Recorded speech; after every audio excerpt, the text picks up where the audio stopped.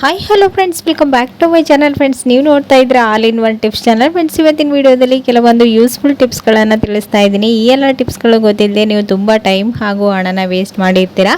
So friends, ಬನ್ನಿ ಹಾಗಾದರೆ ತಡ ಮಾಡ್ದೇನೆ ಈ ವಿಡಿಯೋನ ಸ್ಟಾರ್ಟ್ ಮಾಡೋಣ. ಹಾಗೆಯೇ ಬೆಳ್ಳಿ ಸಾಮಾನುಗಳನ್ನು ಹೇಗೆ ಕ್ಲೀನ್ ಮಾಡ್ಕೊಳ್ಳೋದಂತನೂ ಕೂಡ ಇವತ್ತಿನ ಟಿಪ್ಸ್ಗಳಲ್ಲಿ ತಿಳಿಸ್ತಾ ಇದ್ದೀನಿ. ಸೊ ಫ್ರೆಂಡ್ಸ್, ಬನ್ನಿ ಹಾಗಾದರೆ ವಿಡಿಯೋನ ಸ್ಟಾರ್ಟ್ ಮಾಡೋಣ. ಸೊ ಮೊದಲೇ ಟಿಪ್ ಬಂದು ಇಲ್ಲಿ ನೋಡ್ತಾ ಇರ್ಬೋದು, ಈ ರೀತಿ ಆಲೂಗಡ್ಡೆ ಹಾಗೂ ಈರುಳ್ಳಿನ ನಾವು ಜಾಸ್ತಿ ತಂದು ಔಟ್ ಸೈಡ್ ಸ್ಟೋರ್ ಮಾಡಿದಾಗ ಇದು ಆಲೂಗಡ್ಡೆಯಲ್ಲಿ ಸಸಿಗಳು ಬರೋದಕ್ಕೆ ಸ್ಟಾರ್ಟ್ ಆಗುತ್ತೆ. ಹಾಗೇನೆ ಈರುಳ್ಳಿ ಕೂಡ ಅಷ್ಟೇನೆ ಕೊಳ್ತೋಗ್ತಾ ಇರುತ್ತೆ. ಸೊ ಆವಾಗ ನೀವು ವೇಸ್ಟ್ ಅಂತ ಬಿಸಾಕೋ ಈ ರೀತಿ ತೆಂಗಿನ ಚಿಪ್ಗಳನ್ನು ನೀವು ಅದರ ಒಳಗಡೆ ಇಡೋದ್ರಿಂದ ಅದು ಒಳಗಡೆ ಎಲ್ಲನೂ ನೀಟಾಗಿ ಗಾಳಿ ಆಡ್ಬಿಟ್ಟು ಈ ಈರುಳ್ಳಿ ಕೆಡೋದಿಲ್ಲ, ಎಷ್ಟು ದಿನ ಆದರೂ ಫ್ರೆಶ್ ಆಗಿರುತ್ತೆ. ಮತ್ತು ಆಲೂಗಡ್ಡೆನೂ ಕೂಡ ಅಷ್ಟೇ ಈರುಳ್ಳಿ ಜೊತೆಗೆ ಇಡೋದ್ರಿಂದ ಅದು ತಂಪಾಗೋದಿಲ್ಲ ಅಲ್ವಾ. ಸೊ ಹಾಗಾಗಿ ಅದೇನು ಸಸಿ ಬರೋದಿಲ್ಲ. ಸೊ ಈ ರೀತಿ ಮಾಡೋದ್ರಿಂದ ನೀವು ಆಲೂಗಡ್ಡೆ ಈರುಳ್ಳಿ ಎರಡನ್ನ ನೀವು ಸೇಫ್ ಆಗಿ ಇಟ್ಕೊಳ್ಬೋದು, ಕೆಡೋದಿಲ್ಲ. ಸೊ ಈ ಒಂದು ಟಿಪ್ಸ್ ಕೂಡ ಖಂಡಿತ ಯೂಸ್ಫುಲ್ ಆಗುತ್ತೆ, ಟ್ರೈ ಮಾಡಿ ನೋಡಿ, ಓಕೆನಾ.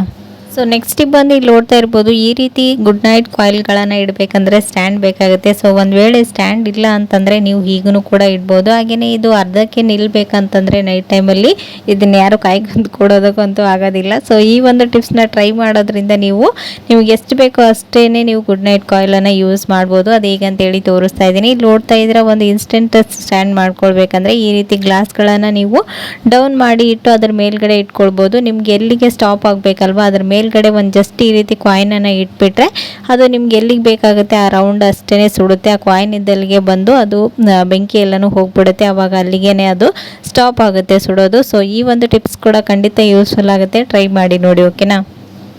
ಸೊ ನೆಕ್ಸ್ಟ್ ಟಿಪ್ ಬಂದು ಇಲ್ಲಿ ನೋಡ್ತಾ ಇರ್ಬೋದು, ಈ ರೀತಿ ಕಾಲ್ಗೆಜ್ಜೆ ಆಗಿರ್ಬೋದು, ಬೆಳ್ಳಿ ಉಂಗುರಗಳು ಮತ್ತು ಸರಗಳನ್ನು ನೀವು ಈ ರೀತಿ ಮನೆಯಲ್ಲೇ ನೀಟಾಗಿ ಕ್ಲೀನ್ ಮಾಡ್ಕೊಳ್ಬೋದು. ತುಂಬಾನೇ ಶೈನಿಂಗ್ ಆಗಿ ಕಾಣಿಸುತ್ತೆ. ಸೊ ಹೇಗೆ ಕ್ಲೀನ್ ಮಾಡ್ಕೊಳ್ಳೋದು ಅಂತೇಳಿ ನೋಡೋಣ. ಇಲ್ಲಿ ಒಂದು ಬೌಲನ್ನು ತೊಗೊಂಡಿದ್ದೀನಿ. ಅದಕ್ಕೆ ನಾನಿಲ್ಲಿ ಒಂದೆರಡು ಗ್ಲಾಸ್ನಷ್ಟು ನೀರನ್ನು ಸೇರಿಸ್ಕೊಂಡಿದ್ದೀನಿ. ನಂತರ ಇದಕ್ಕೆ ಒಂದು ಅರ್ಧ ಟೇಬಲ್ ಸ್ಪೂನಷ್ಟು ಅಡಿಗೆ ಸೋಡಾ ಹಾಗೆ ಒಂದು ಅರ್ಧ ಟೇಬಲ್ ಸ್ಪೂನಷ್ಟು ಸಾಬೂನಿನ ಪುಡಿ ಅಂದರೆ ಡಿಟರ್ಜೆಂಟ್ ಪೌಡರ್ನ ಸೇರಿಸ್ಕೊಂಡು ಇವೆರಡನ್ನ ನೀಟಾಗಿ ಮಿಕ್ಸ್ ಮಾಡ್ಕೊಳ್ತಾ ಇದ್ದೀನಿ. ನಂತರ ಇದಕ್ಕೆ ಲಾಸ್ಟಲ್ಲಿ ಒಂದು ಅರ್ಧ ಟೇಬಲ್ ಸ್ಪೂನಷ್ಟು ಟೀ ಪುಡಿ, ನೀವು ಯಾವ ಬ್ರ್ಯಾಂಡಿನ ಟೀ ಪುಡಿ ಆದರೆ ಯೂಸ್ ಮಾಡ್ಬೋದು.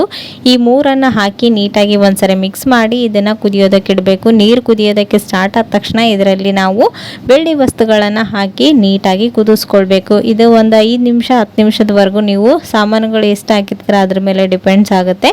ಸೊ ಇವಾಗ ಒಂದು 5 ನಿಮಿಷಗಳ ಕಾಲ ನಾನು ಇದನ್ನು ಬೇಯಿಸ್ಕೊಂಡು ತೋರಿಸ್ತಾ ಇದ್ದೀನಿ. ನೋಡ್ತಾ ಇದ್ರೆ ಎಲ್ಲ ನೀಟಾಗಿ ಇದರಲ್ಲಿ ಇರ್ತಕ್ಕಂಥ ಡಸ್ಟ್ ಎಲ್ಲನೂ ಬಿಟ್ಕೊಂಡಿದೆ ಇದರಲ್ಲಿನೇ.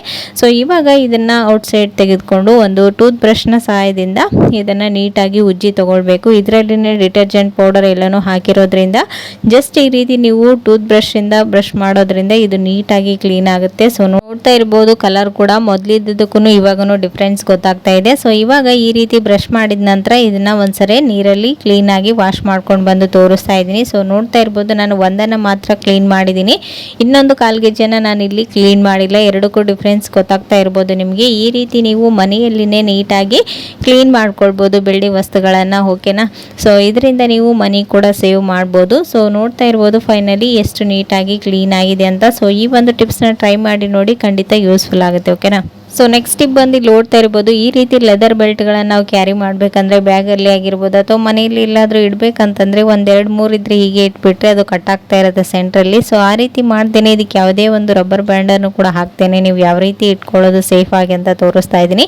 ಇಲ್ಲಿ ನೋಡ್ತಾ ಇದ್ರೆ ವಿಡಿಯೋದಲ್ಲಿ ತೋರಿಸಿದಾಗೇ ಬೆಲ್ಟನ್ನು ಔಟ್ ಸೈಡ್ ಹಾಕೊಳ್ತೀವಲ್ವ, ಅದೇ ಪಿನ್ನಲ್ಲಿ ಇನ್ಸೈಡ್ ಹಾಕ್ಕೊಂಡು ಇದನ್ನು ಈ ರೀತಿ ಜಸ್ಟ್ ಟರ್ನ್ ಮಾಡಿ ಇಡೋದ್ರಿಂದ ಈ ಒಂದು ಲೆದರ್ ಬೆಲ್ಟ್ ಸೆಂಟ್ರಲ್ಲಿ ಕಟ್ ಆಗೋದಿಲ್ಲ, ನೀಟಾಗಿ ಫೋಲ್ಡ್ ಮಾಡಿ ಇಡ್ಬೋದು. ಹಾಗೆಯೇ ಕಡಿಮೆ ಪ್ಲೇಸ್ ಅಲ್ಲಿ ನೀವು ಜಾಸ್ತಿ ಬೆಲ್ಟ್ಗಳನ್ನು ಈ ರೀತಿ ಇಡ್ಬೋದು, ಹಾಗೆ ನೀವು ಕ್ಯಾರಿ ಮಾಡ್ಕೊಂಡು ಕೂಡ ಹೋಗ್ಬೋದು. ಸೊ ಟ್ರೈ ಮಾಡಿ ನೋಡಿ, ಓಕೆನಾ. ಸೊ ಫ್ರೆಂಡ್ಸ್, ನೋಡಿದ್ರಲ್ವಾ ಇವತ್ತಿನ ಈ ಎಲ್ಲ ಟಿಪ್ಸ್ಗಳು ನಿಮ್ಗೂ ಕೂಡ ಖಂಡಿತ ಯೂಸ್ಫುಲ್ ಆಯ್ತು ಅಂತ ಅನ್ಕೊಂಡಿದ್ದೀನಿ. ಯೂಸ್ಫುಲ್ ಆದರೆ ಪ್ಲೀಸ್ ಒಂದು ಲೈಕ್ ಕೊಡೋದನ್ನ ಮರಿಬೇಡಿ. ಮತ್ತೆ ನಾಳೆ ಹೊಸ ಯೂಸ್ಫುಲ್ ಟಿಪ್ಸ್ಗಳೊಂದಿಗೆ ಮತ್ತೆ ನಿಮ್ಮನ್ನ ಮೀಟ್ ಮಾಡ್ತೀನಿ ಫ್ರೆಂಡ್ಸ್. ಅಲ್ಲಿವರೆಗೂ ಟೇಕ್ ಕೇರ್, ಬಾಯ್.